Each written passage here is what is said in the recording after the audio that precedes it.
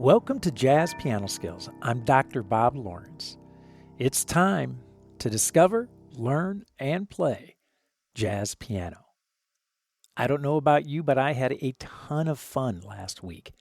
Tune Tuesday. I introduced a new feature for those of you who are listening for the first time. I introduced a new feature last Tuesday, last week's podcast episode called Tune Tuesday.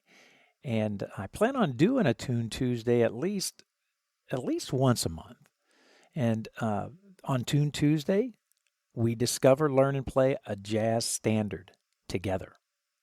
We take the time to discover some interesting and historical facts about the tune, like the composer, year, influential recordings, influential musicians, and so on. We also learn the tune.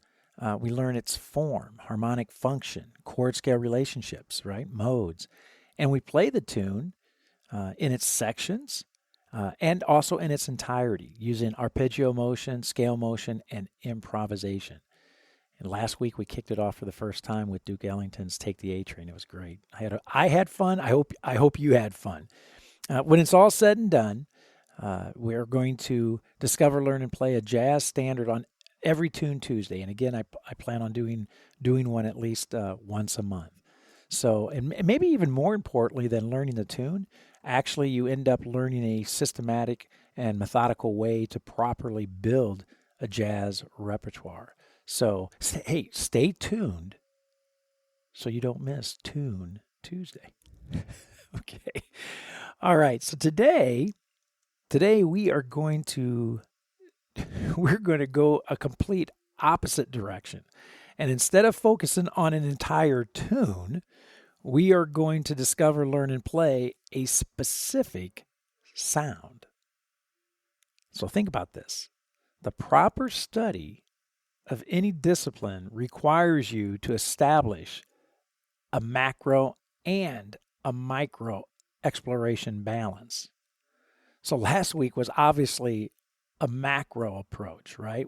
We looked at an entire song from beginning to end.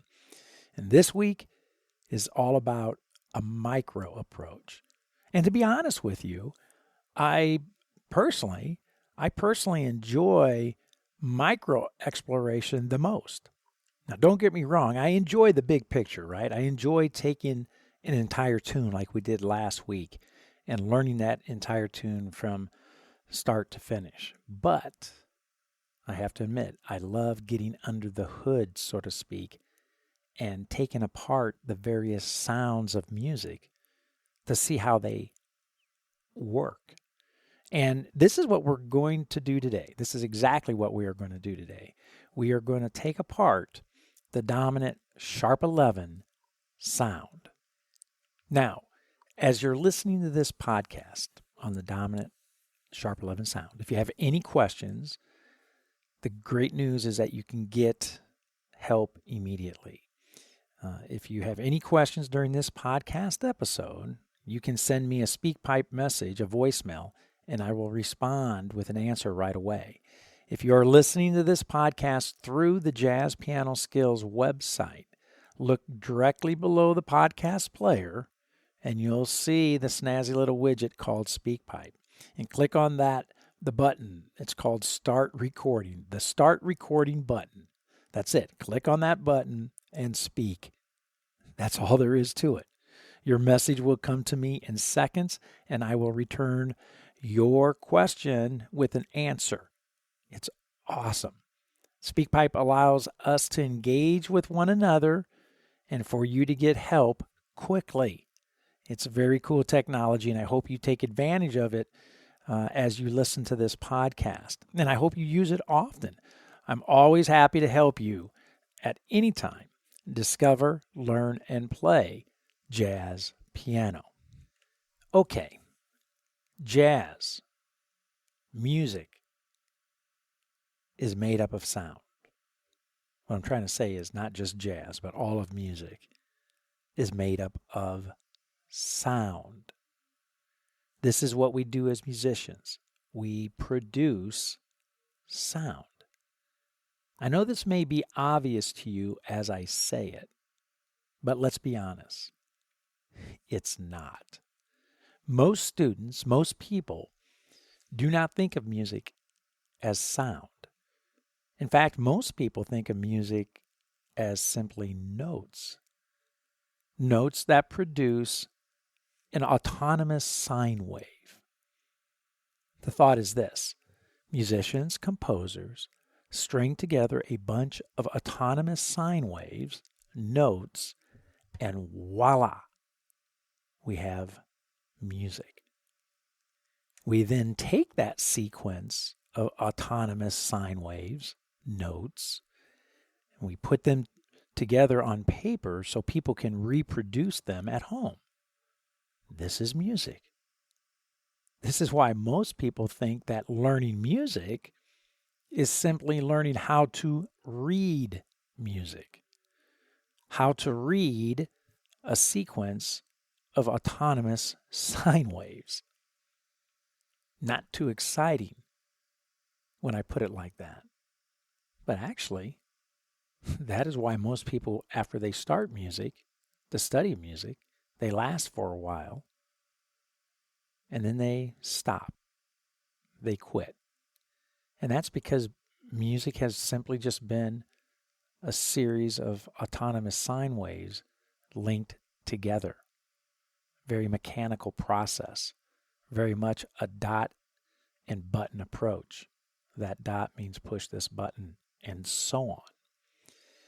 As a jazz musician, I can emphatically say that reading music is simply a musical skill. It is not music. Those autonomous sine waves have a relationship, and it's the relationship that produces a specific sound. And it is that specific sound that you, me, and anyone who wants to play jazz must become profoundly aware of and intimately comfortable with if we hope to become an accomplished musician. We must know and be able to play the sounds of music. And today, we take the time to discover, learn, and play the dominant sharp 11 sound.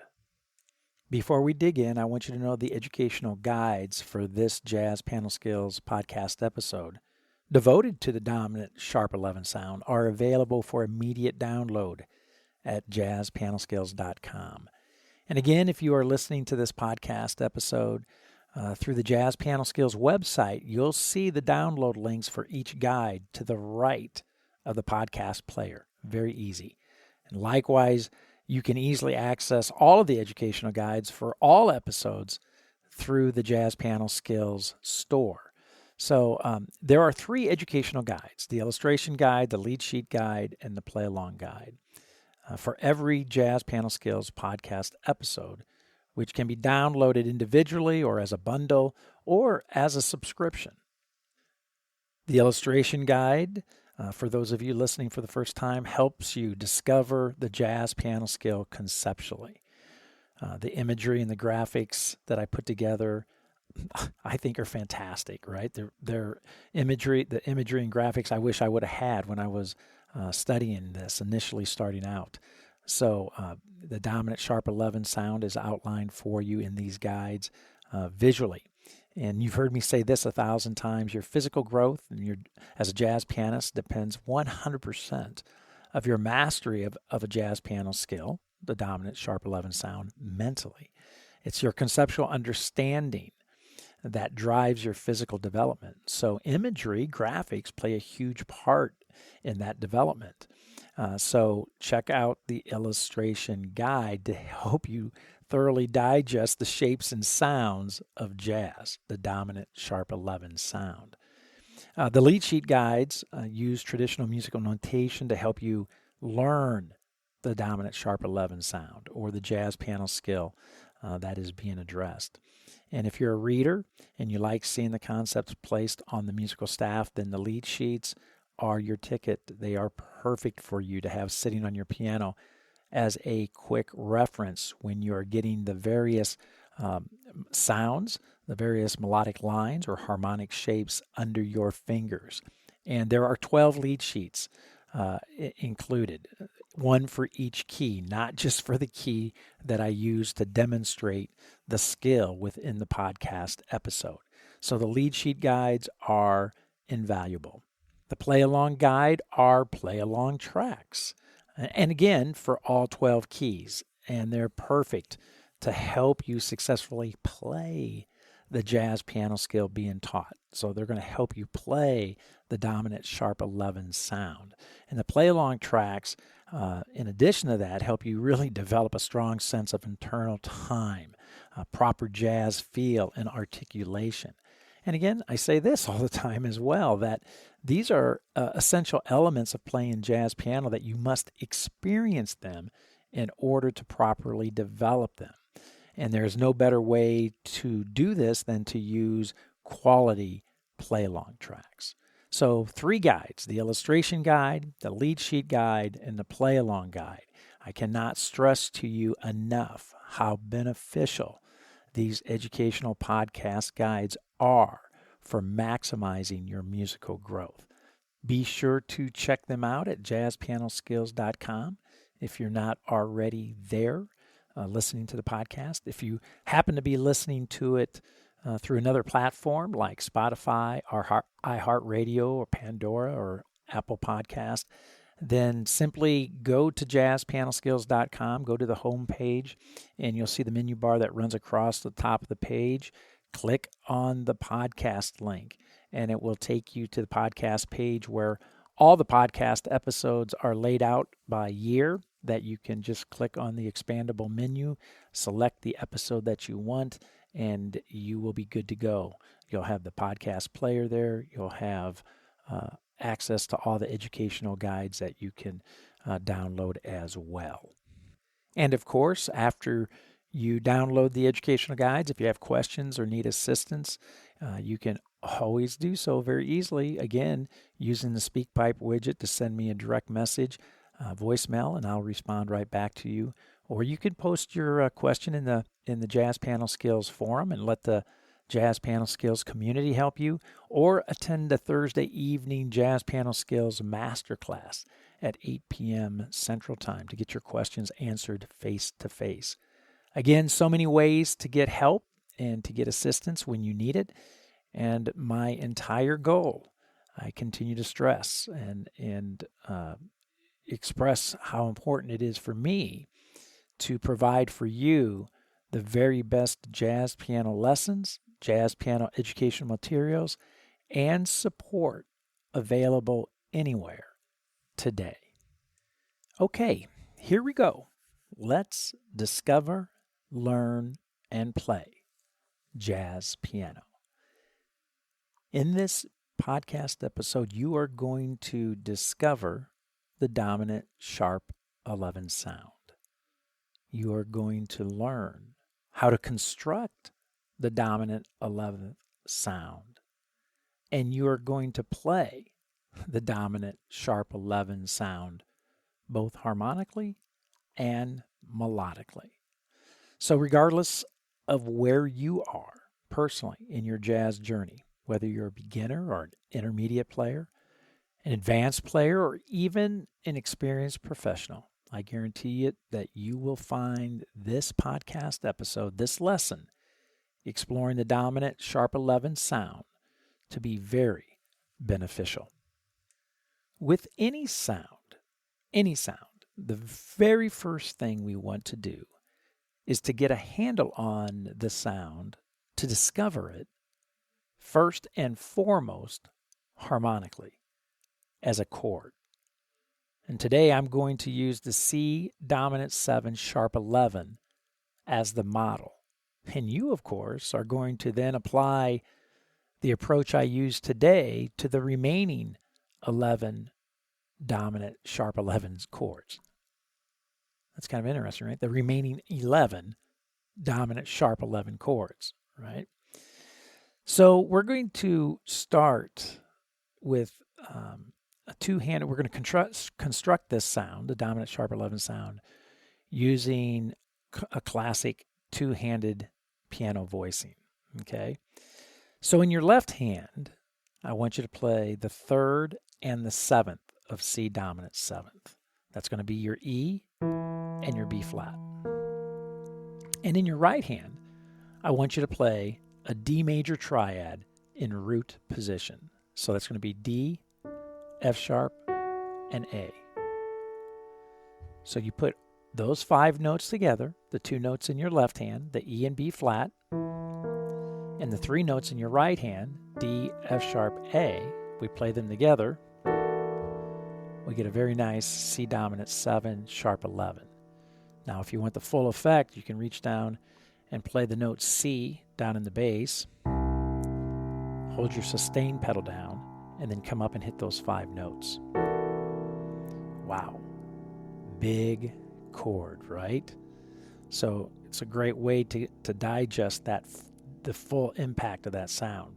Play the C in the bass again, hold your sustain pedal down, and come up and hit those 5 notes. Just let that sink in.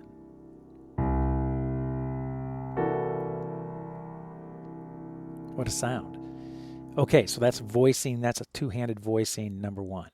The second voicing I want you to utilize. So we're going to use the 7th and the 3rd in the left hand. So we're going to put the 7th, the B flat first, and now the 3rd, E. And we're going to play our D major triad, but we're going to play it in 3rd, second inversion, right? So it's going to be A, D, and F sharp. So play together. Nice. And again, to get the full impact of the sound, go down and play your C in the bass, hold your sustain, pedal down, come up and hit those 5 notes. Really pretty.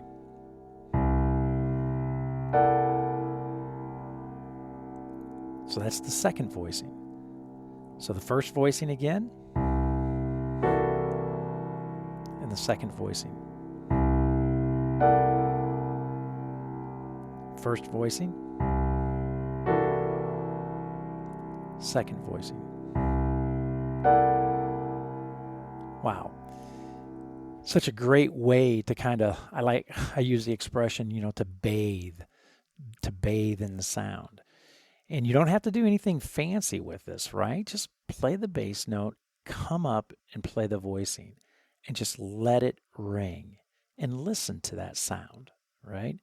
It's a great way to really start digesting the dominant sharp 11 sound.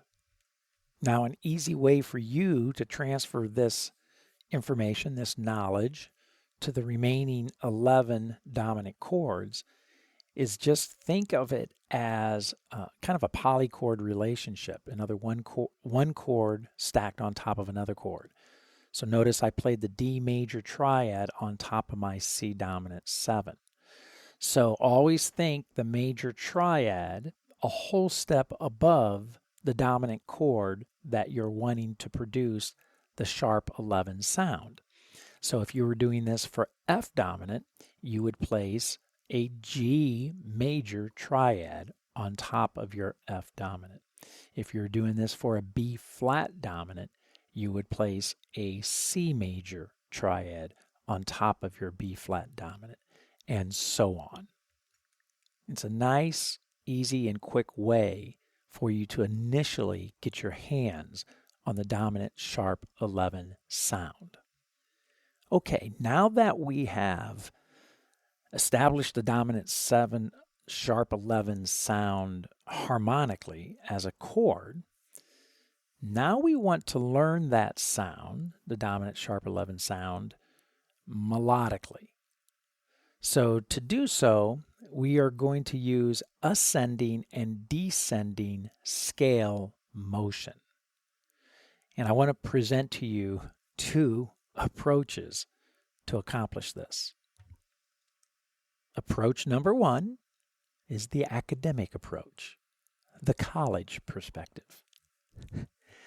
And approach number 2 is the practical approach, the street perspective. Okay, approach number one, the academic or the college perspective. The dominant sharp 11 sound originates from the melodic minor scale and is often called the Lydian flat 7. So to make sense of this, we are going to take the G melodic minor scale. Let's first construct the G melodic minor scale. So to do that, we're going to start with the G major scale. G, A, B, C, D, E, F sharp. And to turn a major scale into a melodic minor scale, we're just going to simply flat the third of that scale. So that would be the note B. We're going to lower that 1/2 step to B flat. So now we get G, A, B flat, C, D, E, F sharp.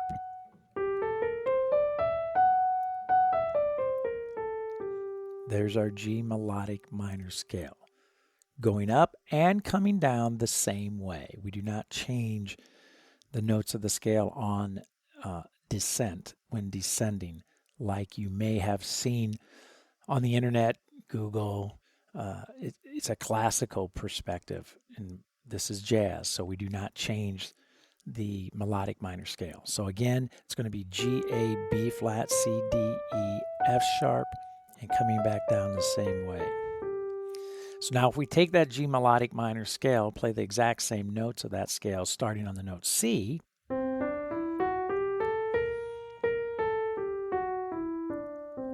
we get what looks like and sounds like a C dominant 7 sharp 11.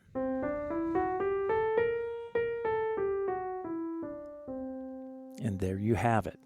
So from the academic perspective, the college perspective, if you want to construct the dominant sharp 11 sound, you begin with the melodic minor scale, and then you treat that melodic minor scale as Lydian, which hence it gets its name Lydian flat 7, and you will now have a dominant sharp 11 sound. Sounds very academic. And you know what? You can kind of tell I'm tongue-in-cheek here, but it's a valid approach to looking at it. And in fact, that's what it does. It validates the sound. It's a legitimate sound coming from the melodic minor scale. Okay? It's just that I would say to you, you cannot think that way when you play. If you try to think that way when you play, it would be equivalent to strapping sandbags around your ankles and trying to swim across the Atlantic Ocean. It ain't gonna happen. So I would strongly suggest approach number 2, the practical approach, or what I like to call the street perspective. And that is, first of all, start with your C major scale. Turn it into a dominant scale by lowering the 7th. Now the B becomes a B flat. That totally makes sense, right? Because that's how we change our C major chord to a dominant chord, by lowering the 7th. Right? C, E, G, B, C, E, G, B flat. We'll do the same thing for the scale, right? C major scale. Now change it to C dominant chord. Change the scale to B dominant. Pretty straightforward, pretty simple. Oh, and you want a sharp 11? Well, let's just raise the 4th or the 11th a half step. There it is. Let me do it cleanly. F sharp. So again. Much easier, right? Just a real practical approach. You start with the dominant scale, right? Raise the 4th a half step or the 11th, and now you have C dominant sharp 11. No need to be thinking modes, no need to be thinking melodic minor, no need to be thinking about that melodic minor starting on a different note in order to produce the dominant sharp 11 sound that you desire, right? That's a lot of hoops to jump through to get there. I would highly recommend approach number 2, the practical approach. If need be, start with the major scale, turn it into a dominant scale, and then sharp the 4th degree of the scale or the 11th, raise it 1/2 step, and now you have your dominant sharp 11 sound.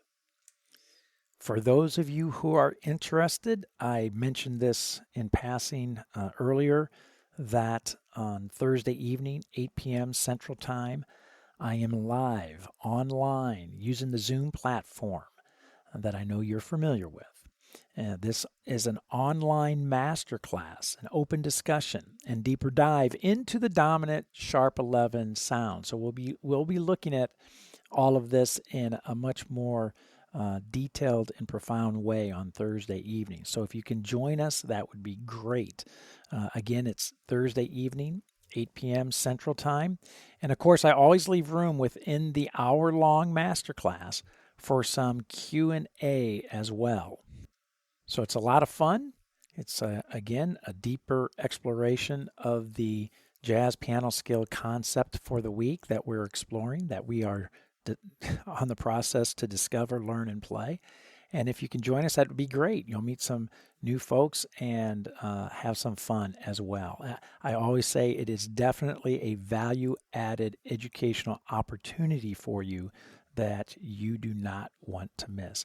The Zoom link is posted on my Twitter and Instagram and Facebook pages. So if you're not already following me, please be sure to do so. Plus, it is posted on the homepage at JazzPianoSkills.com as well. So I look forward to meeting you Thursday evening, 8 p.m. Central Time, online through Zoom. Great fun. I'll see you on Thursday evening. Okay, let's play the dominant 7 sharp 11 sound.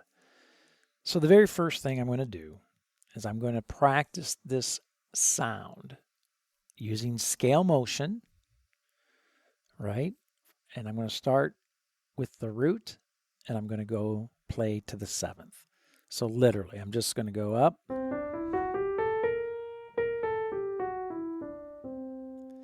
and I'm going to have this sound underneath it.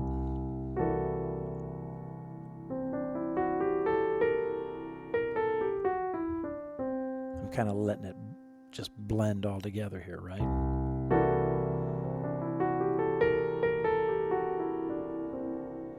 That's the sound. So I'm going to bring in the ensemble, and we are just going to sit on C7 sharp 11. And you're going to hear me just play from the root to the 7th and back down, ascending and descending. And you'll hear me use those two-handed voicings that we walked through earlier in the episode, in this lesson, right? So I'm going to use those harmonic shapes that we outlined, and I'm going to play the scale, the sound as a scale from the root to the 7th. And in doing so, I'm going to focus on playing this scale as an improvised line.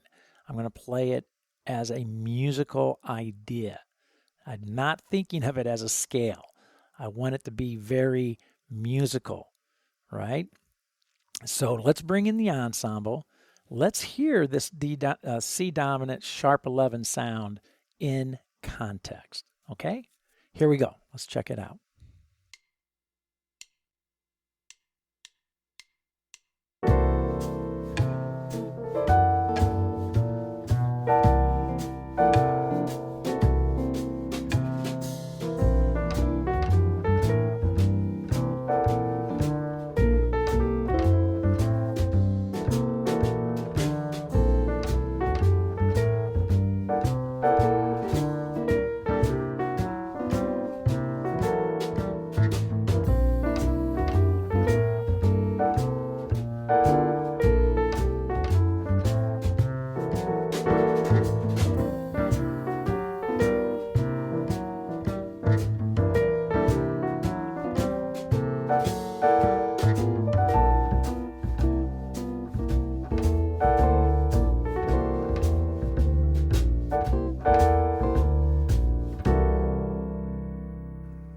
Wow, pretty nice, right? A lot of times the sharp 11 sound when first introduced, it's kind of harsh on the ears, right? A lot of students go, I'm not sure. But I tell you what, man, the more you live with this sound, the more it starts to sound just beautiful. So again, I was just trying to play that scale from the root to the seventh and back down as musical as I possibly can, as musically as I possibly can, with a nice jazz feel and a nice jazz articulation. Don't do anything fancy when you're doing this, right? This is not improvised time. This is like really kind of digest this sound harmonically and melodically. Now, we want to continue with our exploration of this sound, but now we're going to shift it a little bit, right? we're going to create a different perspective. So now I'm going to play that same sound, but I'm going to now play it from the third to the ninth, right? So I'm going to start on the note E, and I'm going to go all the way up to the note D, or the ninth. And again, if I put the sharp 11 chord underneath it, there's my sound, and I want to play that scale.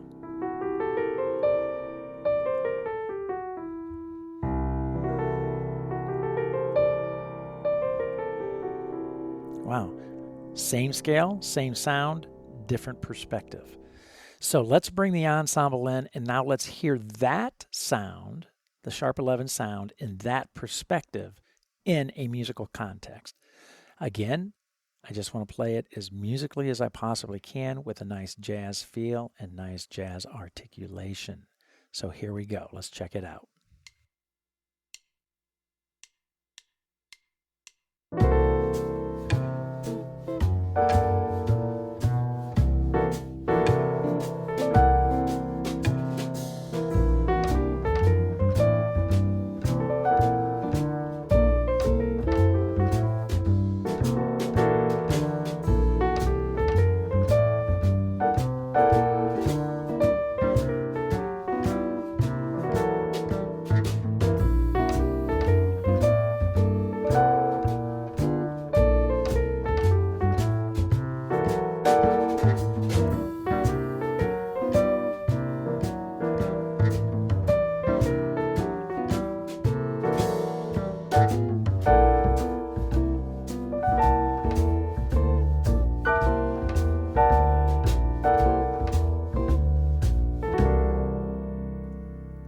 Cool stuff.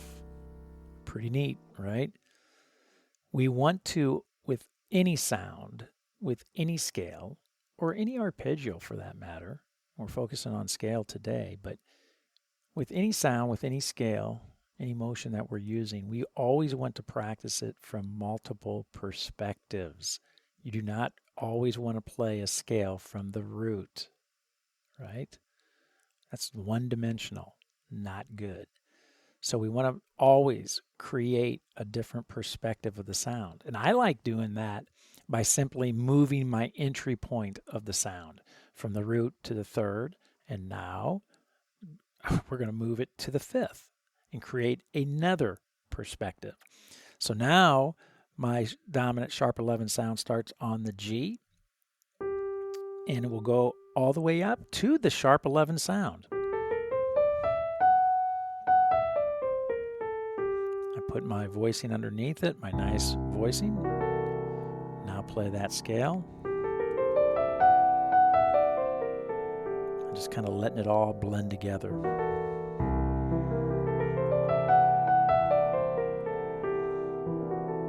Wow, really cool perspective.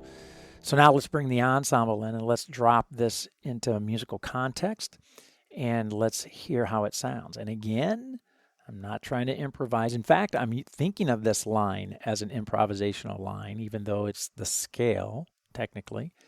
But I want to play it with a nice jazz feel, a nice articulation, up and down. So here we go. Let's check it out.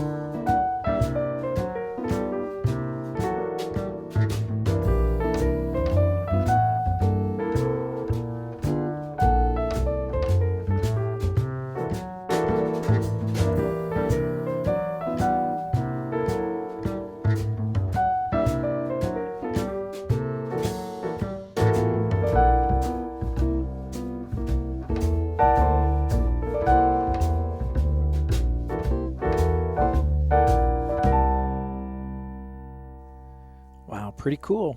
It's great stuff, right? So far we've taken the dominant sharp 11 sound. We've looked at it from the root to the 7th. We've looked at it from the 3rd to the 9th. Now we just looked at it from the 5th to the sharp 11th.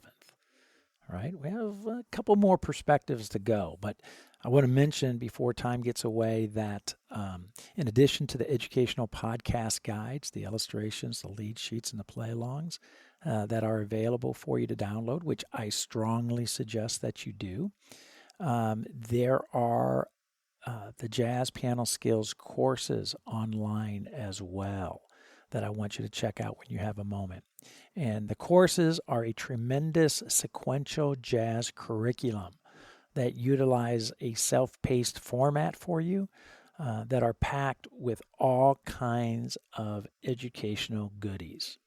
Each course has a series of lessons, 6 lessons each, with detailed instructions, illustrations, educational talks, interactive learning media, traditional guides and worksheets that you can download and utilize, high-definition video demonstrations of me playing the skills in all 12 keys.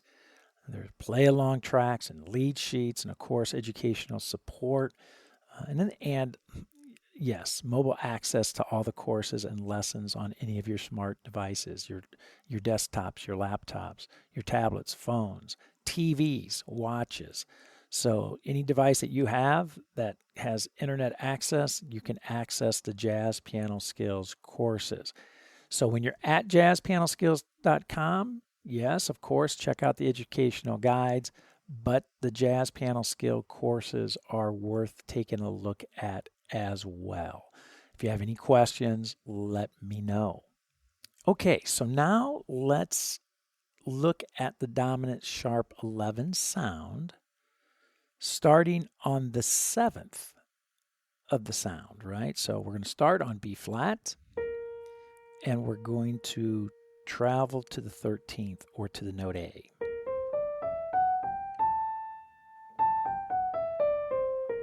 Again, let me put my voice in underneath that. Now let me do that again.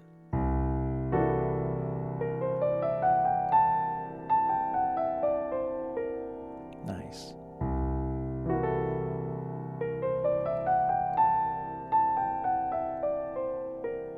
Wow, just a different, same sound, but wow, what a different perspective, right?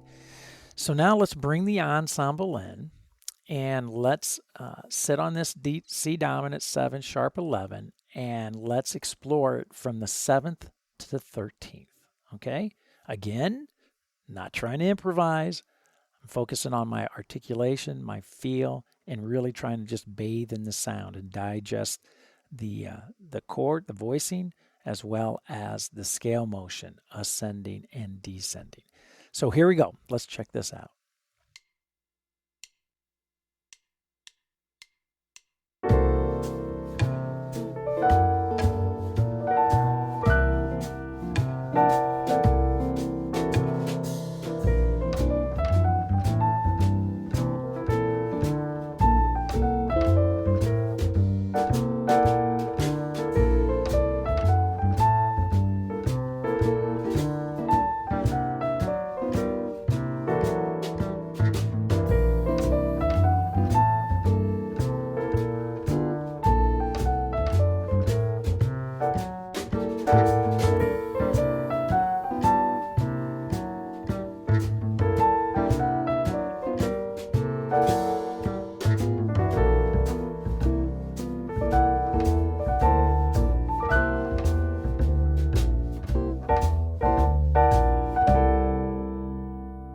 Good stuff indeed. Really good stuff. Wow, so important. You're going to see here in a second why it's so important to get comfortable with the sound from various perspectives, being able to enter that sound from different entry points and not just from the root, right? The reality of it is you never know where you're going to be coming from or going to when you have to play any sound, right? Any sound, not just the dominant sharp 11 sound, but any sound. So practicing it from multiple perspectives is absolutely essential. Now, the last entry point we're going to use is actually the ninth. I'm going to start on the D of the sound, and I'm going to travel to the root. So we're going to end up right where we started, at the root. So we're going...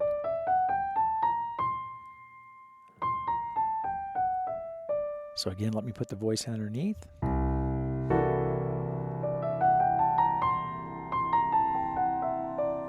Again.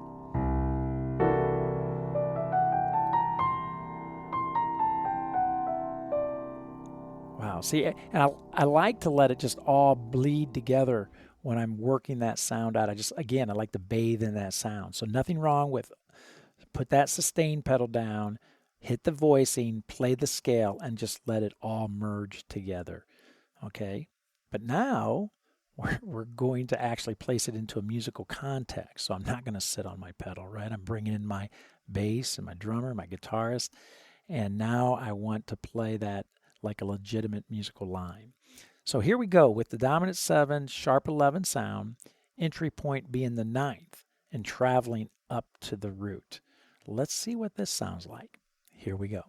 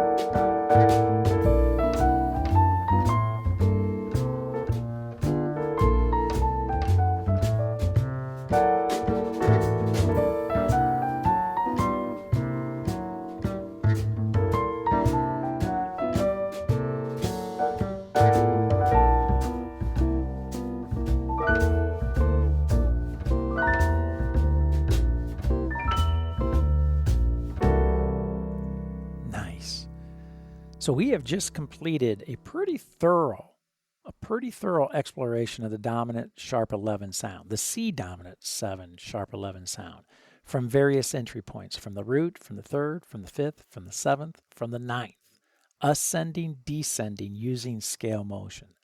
Pretty darn thorough. So the last step we want to do is actually place it into harmonic motion, right? So we're going to use the classic 2-5-1 progression.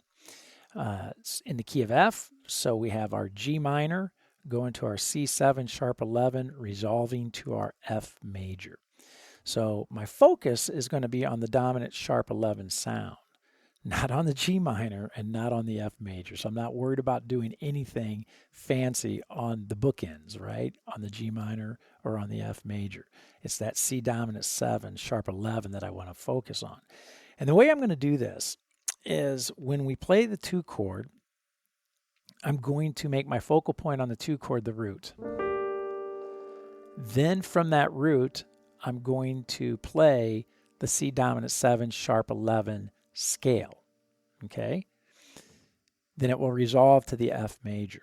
Now the next time around, when I come back to the 2 chord, I'm going to focus on the third of the G minor. So I'm going to focus on that B flat, and then launch into my scale, ascending or descending, from that B flat of the G minor. Then when I circle back around, I'm going to make the focal point of the G minor the note D.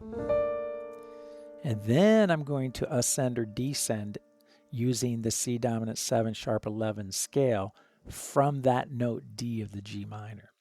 And then when we circle back around again for the last time, I'm going to make the focal point of my G minor the F, or the 7th, and then launch into my C dominant 7 sharp 11 scale from that F. In other words, what I'm trying to do is what I mentioned earlier. I'm trying to create a scenario where I'm not sure where I'm coming from or going to with my improvisational line. Where am I going to be when I have to enter into my C7 sharp 11 sound? I don't know. So what I try to do is simulate that as best as I possibly can by making my focal point of the minor chord before it a various note, like the root or the third or the fifth or the seventh. I hope that makes sense. If not, send me a message and I'll answer that for you, or join the masterclass Thursday evening. We'll talk about this a little bit more in detail. But I think hopefully you'll hear as I bring the ensemble in and I actually play this in context, you'll hear what's going on as I move the focal point of my minor entry point, so it forces me to play my dominant 7 sharp 11 sound from a different entry point. Okay? So here we go. Let's bring the ensemble in 2-5-1, key of F, using the dominant 7 sharp 11 sound. So here we go. Let's check this out.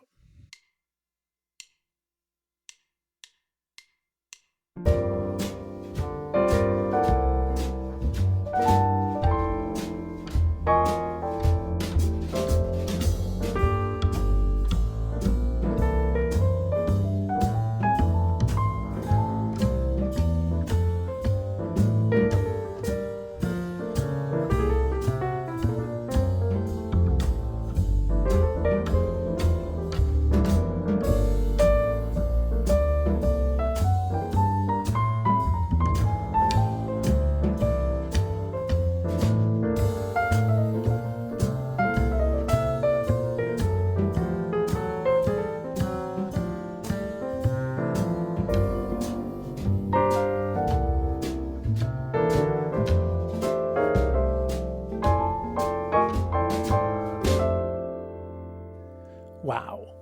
Really, really nice when you start hearing a specific sound, not only in context, right?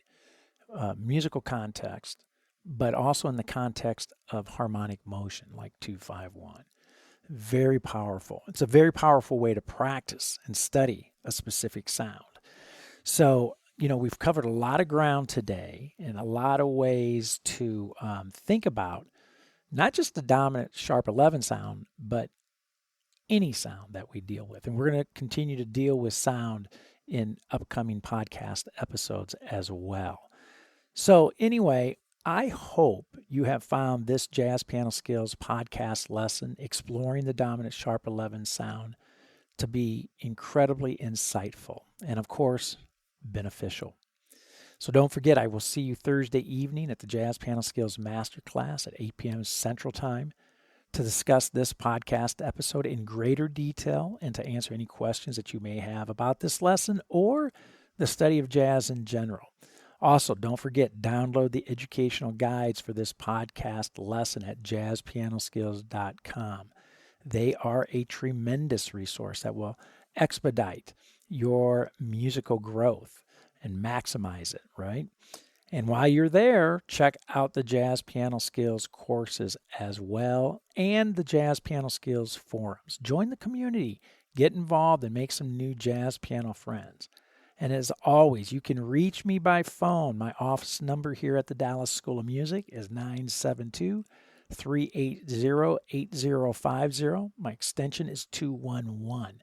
Or by email, drlawrence@jazzpianoskills.com. Or use the SpeakPipe widget found on the Jazz Piano Skills website. It's also in the educational guides. It's also found in the Jazz Piano Skills courses as well.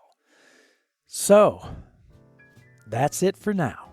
And until next week, enjoy the journey and most of all, have fun as you discover, learn, and play jazz piano.